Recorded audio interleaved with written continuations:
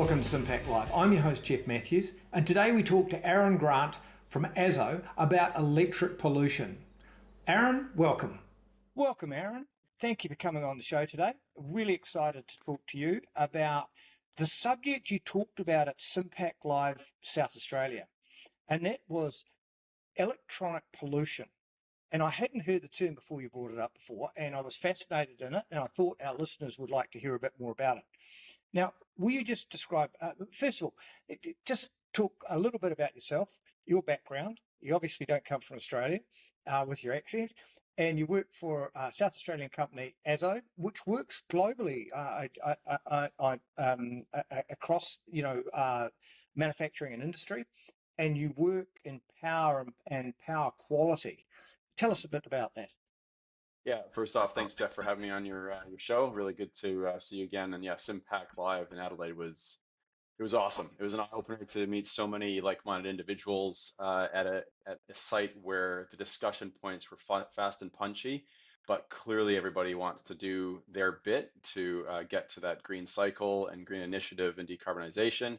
And yeah, to your point, and I'll come to my background a little bit. Yeah, the one side that I see is very common in that marker, that focus, is perhaps a misunderstanding of really what are the risks to going down that journey in an area that most people can't see and can't identify. So I'll leave that there for a second, and I'll go back to your other question in terms of my background. So I'm an electrician by trade in Canada and here in Australia as well. I'm heavily involved in the engineering aspect as well. In Canada, I definitely saw harmonics and power quality as a major part of what we used to do as a company that I was a part of, which was a large industrial company dealing with large process driven companies and buildings, as well as commercial buildings and everything in between.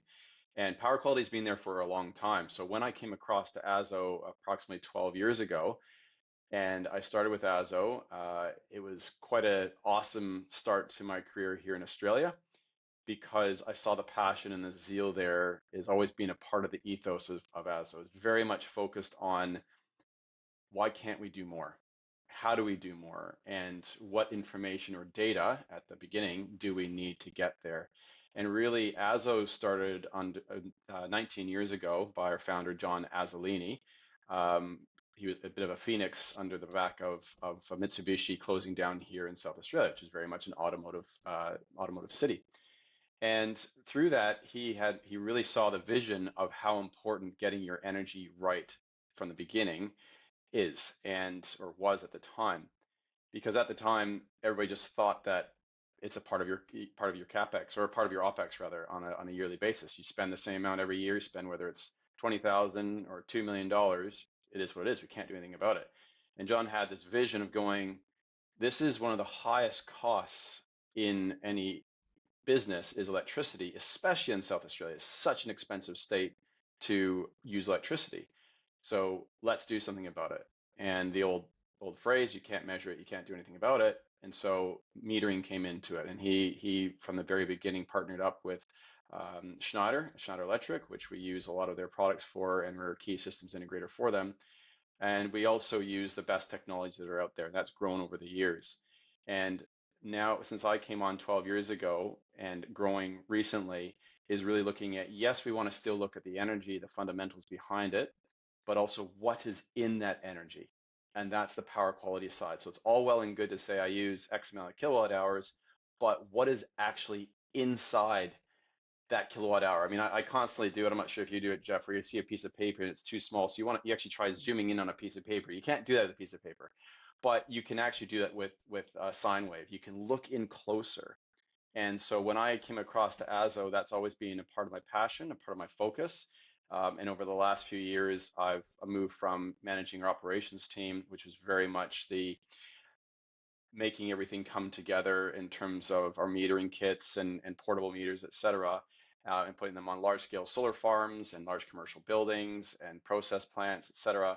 And now I'm focusing completely on what are we actually measuring and understanding the power quality impacts on a site, especially as they're trying to go down the decarbonization journey. Because if you don't get the power quality healthy, then you put at risk the entire decarbonization journey, and it has an impact on your neighbors. And that is really where my focus is right now. Now, let's for the layperson like me, let's define a little bit more about power quality.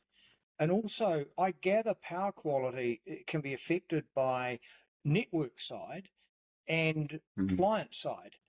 And so the machines and the electronics you are operating within your business can affect sine wave or harmonics, as you call them. Can you explain what you actually? I mean, the people sitting there and go, oh, "I just bought power. I spent $2 million on power from my power providers. I expected it's not all equal." Just explain with what you're talking about power quality, and also how it can damage machines and operations and damage your bottom line by making you use more of it or not as Yeah. effectively. Yes. So there is two sides to it. Now, I'll go back to this part in a second, which is just to say that what the utility hopes you'll do and wants you to do and actually needs you to do in terms of standards compliance, and what you need to do on your site, they do connect very well, but there's also they also are disconnected in a certain way, and I'll unpack that a bit. So the utility's main focus is to provide power.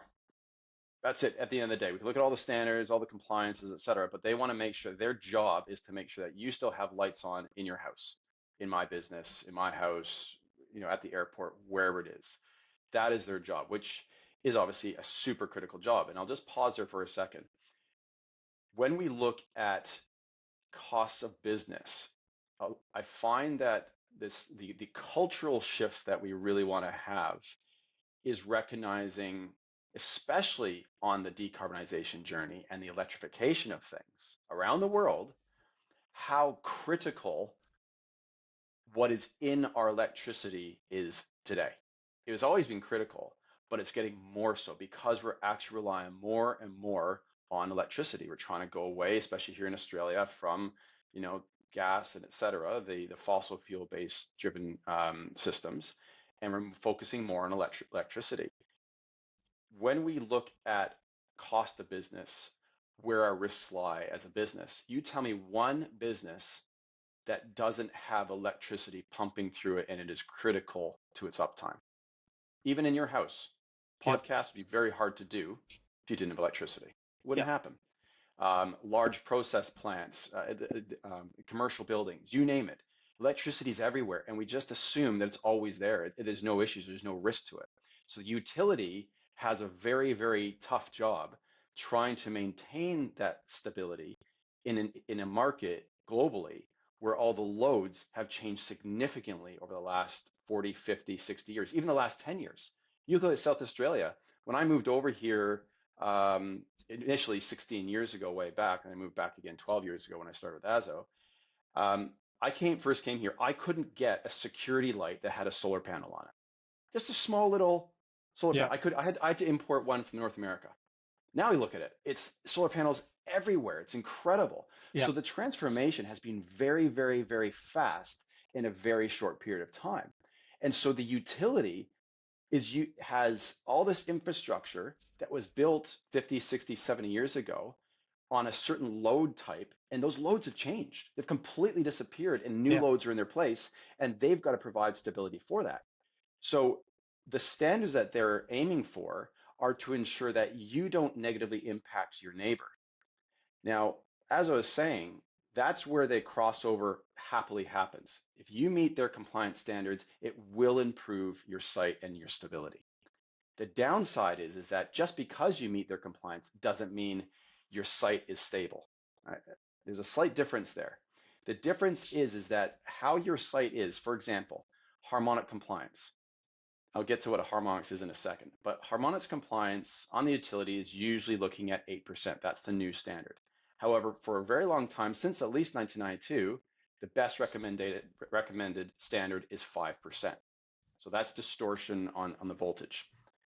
Now, most of your infrastructure built in your site, power factor correction units, breakers, LED lights, etc., they don't really like to see anything more than 5 to 7% THDV. Now, you're probably seeing the connection. You're going, but if the utility is saying 8%, Yeah. isn't that good enough? Well, that's good for they need to provide that for everybody on that transmission line. But meanwhile, your site might be providing less than 8%, but meanwhile, inside your site, it's actually causing internal damages. It's no different than having a bad health practice that you only do in your own home, but you don't do it out in the real world. You're affecting yourself, but meanwhile, everybody else out there doesn't get the negative impacts of that. So just because your neighbors aren't getting the impact doesn't mean that your site is stable. And in fact, that is gradually corroding the inside of your electrical infrastructure.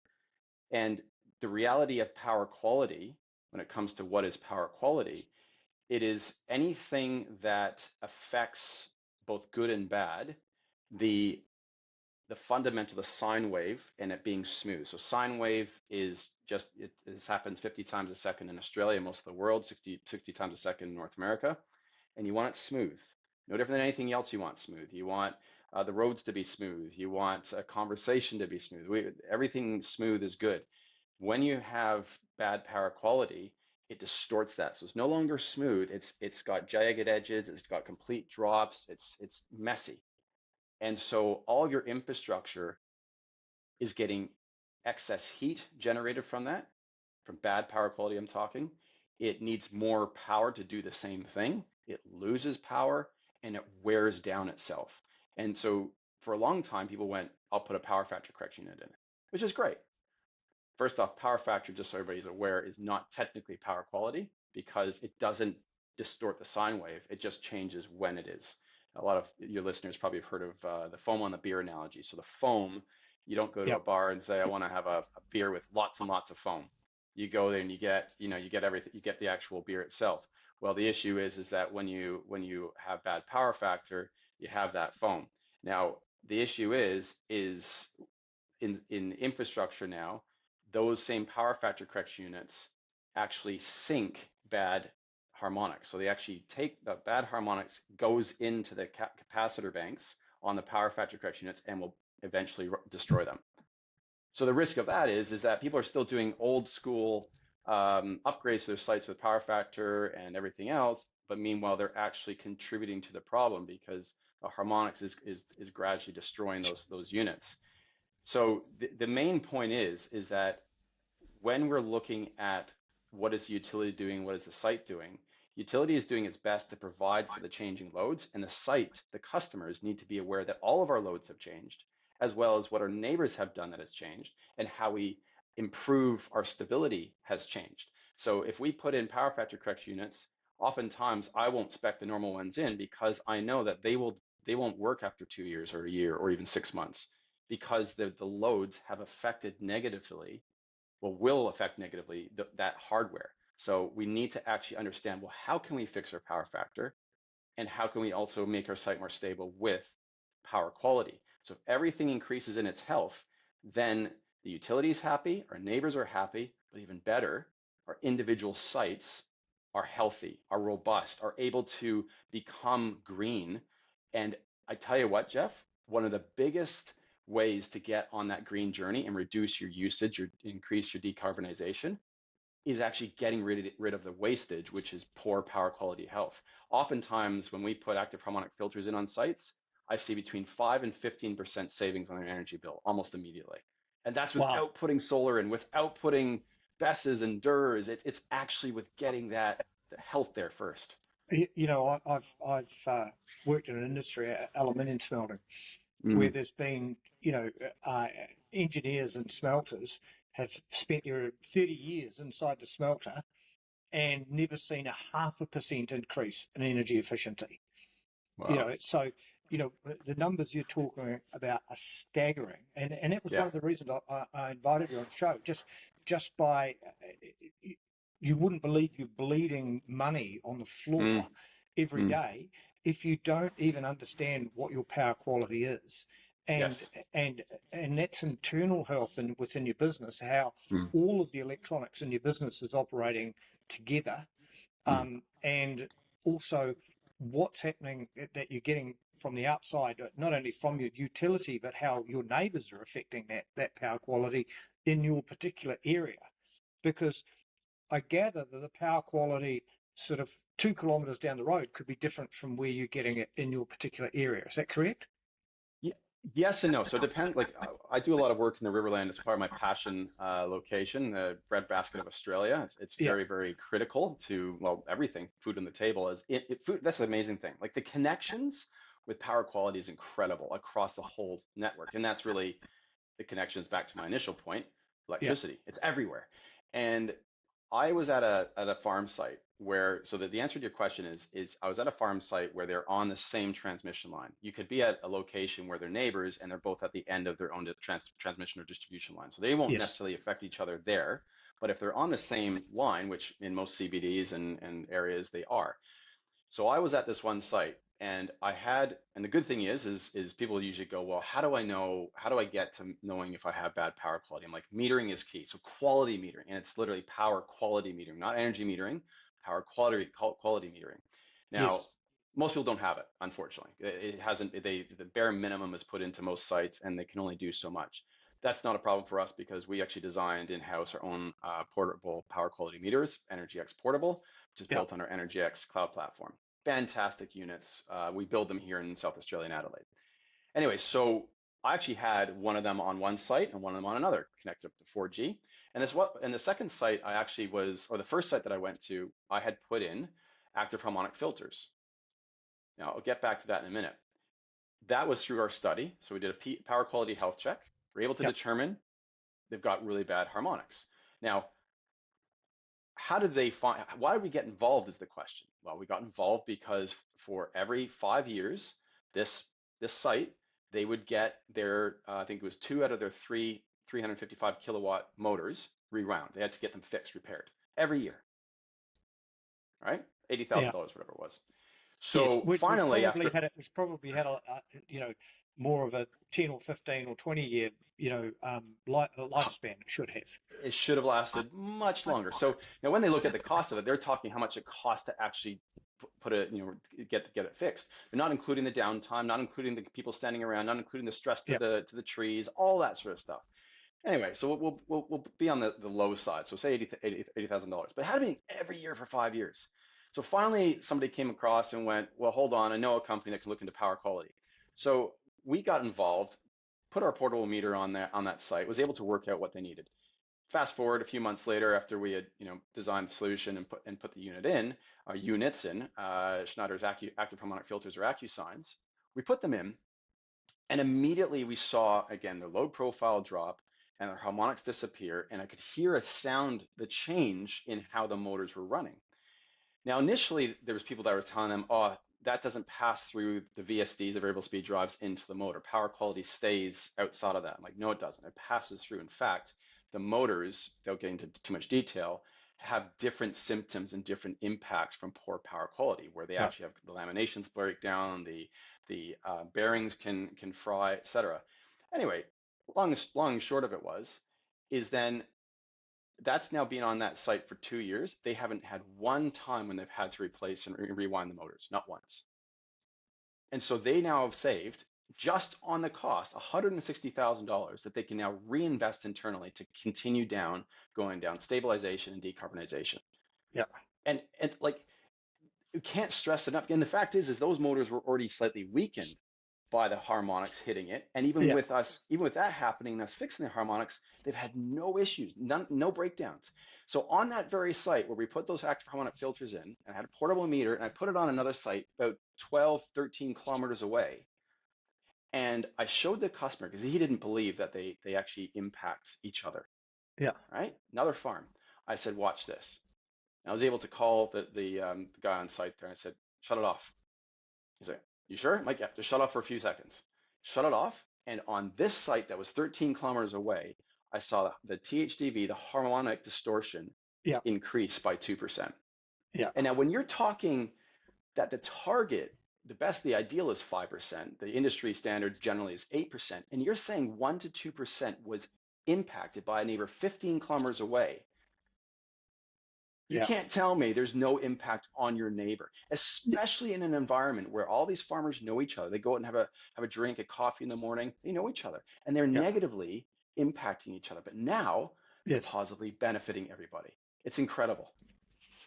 Yes. Yes. And as you said, with electrification of just about everything, and with we used to have a few very big power stations, generators, and now I was at a Bloomberg New Energy Finance conference in London a few years ago, and I heard a speech from somebody who was saying the average a power plant in Europe was 1,000 megawatts, and they were expecting that to go down to 20 megawatts because there would be so much more smaller solar and smaller wind, and that's got to affect everything. And you in South Australia, rooftop solar, you've got literally tens of thousands of very small generators, and we're Yes. going to have tens of thousands of more electronic uses for electricity. So if you're an operator with medium to high loads, it's the obvious place to start, and especially if it could save you money and energy efficiency. And sorry, just one other point, Aaron.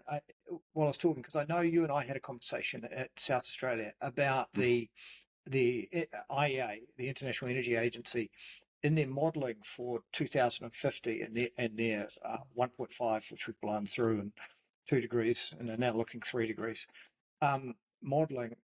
They've built in 50% energy efficiency in the modelling. So if we don't become 50% more energy efficient across the board, we will have to generate twice the amount of electricity by 2050 as we were planning for. And we're planning for 3 to 5 times what we produce today. So then you're starting to talk 6 to 10 times what the planet generates today, we would be required to generate. So, savings across, just by looking at power quality and harmonics, and as well as saving all your electronic goodies blowing up, all your hard-working machines. It would just seem to be a no-brainer as an investment. So, Yeah, I think the thing is that it's a no-brainer, but it's only if you know. Like the reality is I know that power quality can be classed as the black box in a black box in a black box, or it's the flux capacitor. It can be whatever you want to say, where it just people go, well, if it's that important, how come I don't hear about it? And yeah, I cast our eyes back. Let's use history as a teaching device. yes, Asbestos, yeah, nothing wrong with that. It's great. yeah, Now we find it's dangerous.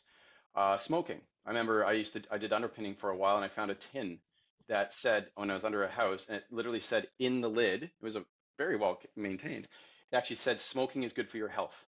yeah, Right? yeah, Once upon a time, germs, people thought if you think you have dead germs are real, you've got like witchcraft stuff going on. Like my point is history is on our side of saying, guys, just because we don't talk about it or don't know about it, well, we do know about it, but it's not front and center, doesn't mean it's not one of the most important things to come into this this time in history yes, with our energy efficiency. So as you said, Jeff, like if we're looking at 50% efficiency, and just so everybody's across it, all of this to me is doable in terms of energy efficiency and reducing our carbon footprint. But the thing is that with all the energy efficiency, so forget about the DERs, the distributed energy resources at this point in terms of how we generate power. If you just make everything energy efficient, those are all DC driven loads. They're all nonlinear. What that means for those listening in is that it's the sine wave gets chopped up. It turns from the AC to DC and back to AC, and mm, vice versa from solar inverters and whatever else. When that happens, that's what creates harmonics. It's not maybe, it's not, it could, it does. It's mm, just the difference of how much the magnitude is whether or not it's actually going to cause an issue. yeah, But the point is that as we go down this decarb journey, it's all actually going to continue to increase the power quality yes, degradation of our system. And then you add in the green energy, which again is fantastic tech and great Yes. achievements have been heard in the last, only 10 years really. But then they are also sometimes creating harmonics, but oftentimes will sync their harmonics. So what you want to think about, the grid is this big, great big tank. It's just, it can run over potholes, it can go over everything. It feels it, but it's not horribly impacted in terms of the generator itself, which is, whether it's coal or uranium or whatever you want to call it, but it's big. Whereas now you put in these smaller systems, and granted, they might be in the megawatt size, but it's still electronically driven. And they're a lot more susceptible to those power quality deviations that otherwise were still there or are still there on the grid, but the grid won't shut down because of it.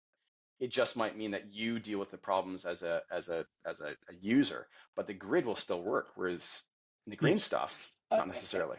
and there's a couple of good reasons that we haven't. You say you haven't heard of it, and we should hear about it. It's one of the reasons I'm interviewing you, because I think we should. But one is we've come so far so fast. I mean, if you think that the iPhone was only invented in 2007, it just in terms of, so our power system is 125 years old. In fact, 135 years old, and it essentially went through Yes. till very recently unchanged. Yes. And and so and we've added so much sophistication on top. And a colleague of mine, Craig Facey from EnergyFlex up in Queensland, him and I were discussing it one day, and he came up with this term. He said that everything that was invented, all our industrial processes, but everything that was invented under cheap fossil fuels, electricity, will need to be reinvented. And that means just about everything. So we had this cheap fossil fuel, and we dig up coal, burn it, big units, quite a very simple grid infrastructure, and that's completely changed. And we need to reinvent things. So we also need to reinvent how we think about the quality of power coming into our businesses, and Yes. also not believe that it's somebody else's problem. And so that SEP, that Yeah. somebody else's problem, is that it's the utilities problem. It's because what you're doing can affect it as well, and and also you don't even know. You may be losing tens of thousands of dollars in electricity and inefficiency and repairing stuff that should be repaired, and you don't even know. Yes. And you need to know. It's the same thing. I just think people need to get onto this. Yeah, you're right. And I think the thing is what the scary reality is. Like, there's a customer I'm working on or I've been talking to, and this is through a third party. And this person I'm working through, they've been working alongside this customer for probably 4 years, trying to get them to understand your maintenance is your poor maintenance, and it's not all the time. This is not a doomsday thing of saying everything is power quality specific. It's Yeah. just that poor power quality specific. Poor power quality is a part of the modern day almost everything, and it's Yes. something we have to deal with. Okay, so it's causing all the world's problems, but it would certainly go a long way, if we got on it. Now, this customer we worked out over a 4-year period has lost probably about $3 million in delays, infrastructure, not making promises to deliver product to the end customer on time. The list goes on. And at the time, they were getting really upset about the thought of how much it would cost to do a full PQ audit, let's say, on this site.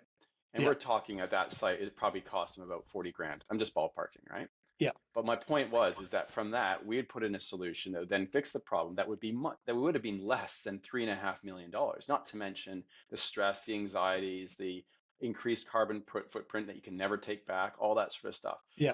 And now this customer is going, yeah, I think we need to do something about it. So I know that people will get there. I know it. Yeah. But part that I find Yeah. nerve-wracking is that, but you can't take back all those years of what you've done. Now we can still get No, on it, no, but we just need to go, that let's expenditure's look at it gone. now. There's also the cost of lost opportunity. You were so busy fighting to keep your clients, you weren't growing your Yes. clients. You know, Yes. so so it, in terms of the size of business that could Mm. come to you and ask for help, I mean, is measuring power quality, where does that fit? Do you have to be a medium or a larger business, or I mean, how expensive is it to get an audit done for a business? What size of business is it where starts to make sense? Look, it's not so much the question how much is it worth at the initial outset to check. It's actually more, in my opinion, how much the mitigation technique will cost. Is that valued against how much your business is? So what I'm Right. saying is the cost to do a look is a few $1,000s. Depends on the site, right? Yeah. So we do various levels of analysis. So the PQ health check, power quality health check, is, to use the analogy, I'm just assuming you're over 40, I'm over 40. We end up going to the doctor just for a routine check. Hey, how you doing? Yep, you're great. Okay, go away. Fantastic. Keep doing what you're doing. Or, hey, I've got a bit of higher cholesterol. I've got whatever discoloration on the skin, whatever it is, right? And go, okay, doctor says, I recommend you look further into this. I say, yes, I will listen to you and I'll do something about it proactive. And then I, have to go down that path. Or I say, no, I'm not going to do anything. That's on me as the person, the patient going in. So what we provide is called the power quality health check, and that is a high level, but very, very high quality, forgive the pun, analysis of a site. And it's usually just done at the point of connection initially, because obviously if that's healthy looking down, Yeah. you're looking pretty good, Yeah. right? It's pretty straightforward. And if you're not, or if there's areas for improvement, then we'll say, look, we do recommend you look into this or this, and we might make some high level recommendations. And then we are Yeah. available for that next step and the next step and the next step. But at that level, at least as a user of electricity, and I'll be clear, 80% of power quality issues come from within your own site. So a lot of Right. people, easy target is utility. Why? Yeah. Because they're big, but it's oftentimes it's within your own site. So it's not just harmonics, it's sags and swells, it's interruptions, it's communications issues on your PLCs, on your network. Like, it's amazing some of the symptoms that come up. People go, oh, I don't have power quality issues, but yeah, I have a lot of communications issues. I'm like, you might want to have a look at your neutral harmonics, because that affects the grounding, which affects the communications. So the initial cost is in the thousands of dollars usually for power quality analysis, and that's based Yeah. on, depending upon, you want 1 week, 2 weeks, etc. But then it's the solution. Now, it's also about the risk to your site in terms of longevity and doing business. So you Yeah. might have a site that is a large commercial building or just a commercial building, and you have a certain responsibility to your tenants to maintain your infrastructure. But meanwhile, you got one of your tenants is polluting everything and you have no idea. But then you are now getting harassed by your other tenants saying, hey, we had an issue, we had this, we had this. Now it becomes a bit of a fight. Who's blaming who? And then the first thing you do is go to the utility. Utility says you're meeting all our compliance standards, but nobody's actually looking inside. And this is why I was saying way at the beginning, Jeff, that even if you're meeting utility compliance standards, Yeah. I know I've said this, but I'll say it again, it by no means means that you're clear. So I've seen other power quality reports and audits and Yeah. companies say, hey, you're within your tolerant levels. So then they think, or the user thinks, then we're fine. Yeah. I'm going, hold on. Let's just have a little bit of a bit closer look, because you're still having symptoms. You're having breakers that are Yeah. malfunctioning. You're having all these things happening. And just because utility says you're fine, it's just saying that you're not speeding. But it Yes. doesn't mean you don't have an oil leak in your engine, or you don't have a rattlesnake in the back seat. Like, the police are only going to pull you over if you're risking other people because you're Yeah. speeding. They're not going to pull you over if you haven't done an oil change. And, yes. Yes. And look, finding out is, let's call it, relatively inexpensive. It's an operational budget thing, Yeah.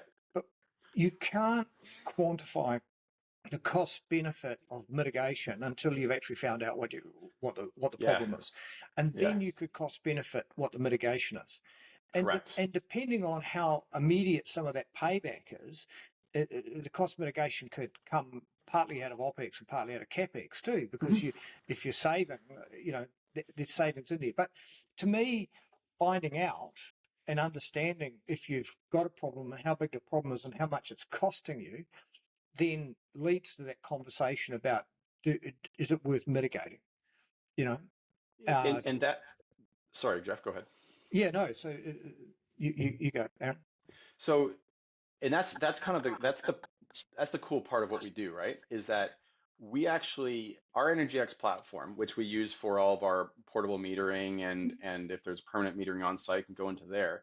It's the same system across the entire process, right? So what do we find a lot with a lot of our customers? They might start off with going, yeah, we have metering, but it turns out they have, just the basic energy metering, which just looks at uh, there's basically it's called the fundamental in the waveform. So that's the 50 hertz, but then Yeah, harmonics is an integer of that fundamental. So that same thing might be happening, three times that, which is the third harmonic. So that is happening 50 times a second, but then the third harmonic is that's happening 150 times a second, and it keeps adding up, right? So a lot of energy meters don't even look at that at all. So we go, okay, well, we can either put in permanent metering, which we always recommend because just looking once is great, but what if it was a good time of the week you looked? What if it was a good time of the month or a good time of the year? It's a seasonal variance, whatever. So yeah, definitely long term, you definitely want to put in permanent metering, but then oftentimes we just have a software subscription model. So it can be under an OpEx budget, CapEx, break it out, whatever else. But then the solution of the harmonic filtration comes in, the dynamic voltage restoration, which means if you have a lot of interruptions from upstream, we can smooth it out so you don't have any interruptions to your system. The list goes on. All those edge devices can plug into this. And then if customers want to go, oh, hey, we're now nice and clean. We actually want to go down really push the decarb side. We want to put in solar. No problem. We can help you with that as well. We can help even if you want to export on the spot market, which is a big thing. We do that a lot of times. So the point is the value from doing an initial simple check, yes, like you see it, like it yes, just keeps going. It doesn't stop. It's yes. now, I don't know where are we going to be in 5 years, 10 years? I have no idea. It's going to be, but we need to be, data is king. You need to know what's happening. And you can't make good strategic decisions without good information.